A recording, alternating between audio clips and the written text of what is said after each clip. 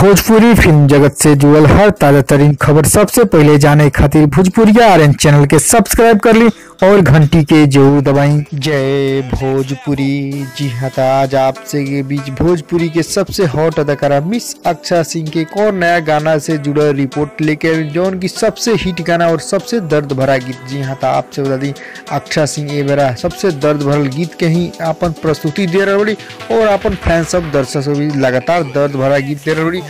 और फिर आज एक और नया पोस्टर जारी भइल जौन की आप सब तस्वीर में देख लो। जी हाँ, जौन की गाना के बोल बाटे कसम है भुला दूंगी। जी हाँ, तो आपसे बता दी अक्षा सिंह के सबसे बड़ा दर्द भरा गीत साबित हुई जौन की आपसे बता दी बहुत जल्द आवेल बा यूट्यूब चैनल पर।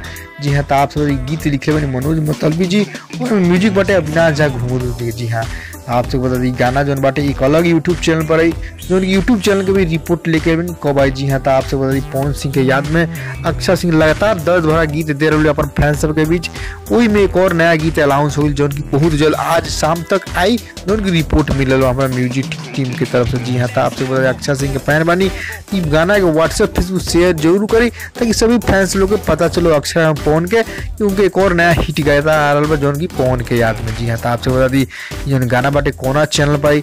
ये तो चैनल के नाम बाटे बिहारी वुड यूट्यूब चैनल पर जौन की बहुत जल्द आवेल बाद शाम तक ओकरो रिपोर्ट आई। तो आपसे गीत बहुत जल्द लेके हम आवल बनी। तो आप सब चैनल पर नया बानी तो जुड़ जाई, सब्सक्राइब कर ली और घंटी के जरूर दबा दी और वीडियो खबर के व्हाट्सएप पर शेयर जरूर करी ताकि सभी फैंस लोग को पता चलो नया दर्द भरा गीत के बारे में। और अंत में जाते जाते आपसे एक पता और पूछे अक्षा सिंह लगातार अभी दर्द भरा गीत के बौछार हो रहा है अपन फैंस दर्शक आपके क्या नाम जरूर कमेंट करी। दर्द भरा गीत आपके कितना पसंद पड़े कमेंट जरूर बताएं।